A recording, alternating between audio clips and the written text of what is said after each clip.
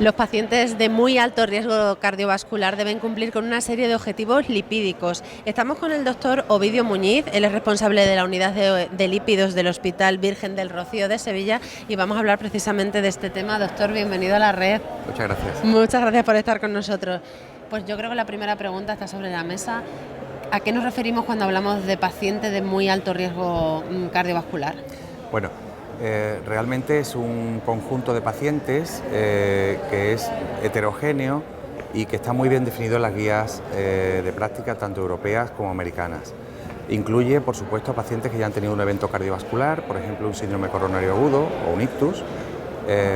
Esto ya por definición son pacientes de muy alto riesgo, con una alta tasa de probabilidad de repetición de este tipo de eventos. También nos referimos a los pacientes diabéticos que tienen algún tipo de evidencia de daño en órgano diana o algún factor de riesgo asociado mayor, como por ejemplo algo tan frecuente como la hipertensión arterial. Están incluidos en este grupo de pacientes de muy alto riesgo los pacientes con enfermedad renal crónica, que a veces es un grupo algo olvidado en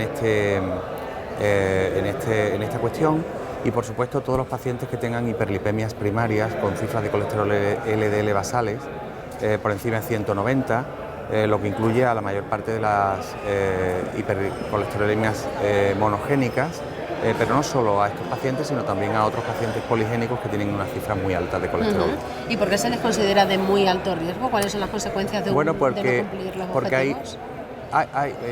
Hay mucha evidencia de que estos pacientes tienen, si no se tratan adecuadamente, tienen una tasa de probabilidad de sufrir eventos cardiovasculares mayores, incluido el infarto de miocardio mortal y no mortal, el ictus mortal y no mortal, o el ingreso en un hospital por un síndrome coronario agudo que necesite revascularización coronaria.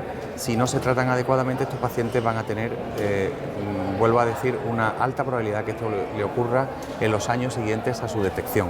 Es por esto la importancia de tratarlos intensamente y con un objetivo claro de llegar a unos niveles determinados de colesterol LDL, que es la diana principal para estos pacientes hoy en día.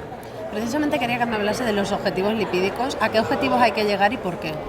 Bueno, en el paciente de muy alto riesgo, la cifra que actualmente manejamos, y esto puede cambiar al final del verano cuando salgan las nuevas recomendaciones de la Sociedad Europea de Cardiología y Aterosclerosis en su documento conjunto que se presentará en el próximo Congreso Europeo de Cardiología. Actualmente, lo que tenemos, vamos a decir, recomendado por nuestra sociedad es que estos pacientes deben estar con un nivel de LDL por debajo de 70 miligramos por decilitro. Ya hay algunos datos que hacen pensar que probablemente esta cifra incluso pueda ser más baja, porque sabemos que el colesterol, al contrario que otros factores de riesgo cardiovascular, cuanto más bajo mejor. Es decir, el control muy intensivo de la glucemia o la presión arterial no ha mostrado un descenso de eventos. Sin embargo, cualquier descenso de colesterol LDL, aunque sean cifras muy bajas, persiste el beneficio, vuelvo a decir, incluso en cifras muy bajas. Doctor, me sorprende, me llama mucho la atención que teniendo tan claros cuáles son los objetivos lipídicos, el paciente no los cumpla. ¿Qué está pasando? Bueno, esto es muy complicado y realmente en una encuesta que hemos presentado hoy en el Congreso, de la mayor parte de los que respondieron a esta encuesta son miembros de esta sociedad de atención primaria y médicos de atención especializada hospitalaria, pues realmente el motivo por el cual no se alcanzan estos objetivos es múltiple. Uno de los objetivos es la propia inercia terapéutica de los médicos, la polimedicación de los pacientes, que nos cuesta algunas veces añadir más medicación a pacientes que ya están polimedicados.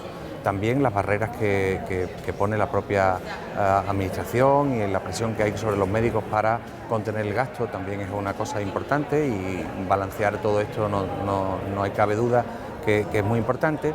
Y luego, la presencia de efectos secundarios de los tratamientos no deja de ser también, y los propios pacientes muchas veces abandonan el tratamiento por su cuenta, ¿no? Y realmente esto les priva de tener un beneficio probado y consistente en términos de reducción de mortalidad y de morbilidad, ¿no? Realmente hay que convencer y ser muy persistente con los pacientes, y de luego los médicos nos tenemos que hacer ver un poco nuestro propio papel a la hora de realmente ser capaces de no solo estudiar y entender lo que dice la guía, sino llevarlo a la práctica. Es importantísimo llevarlo a la práctica Muy clínica. bien. Doctor, pues muchísimas gracias por haber estado con nosotros Pues y por encantado. habernos acercado un poquito más estos resultados del Muy estudio bien. LipoCorp. Estupendo. Gracias. Encantado.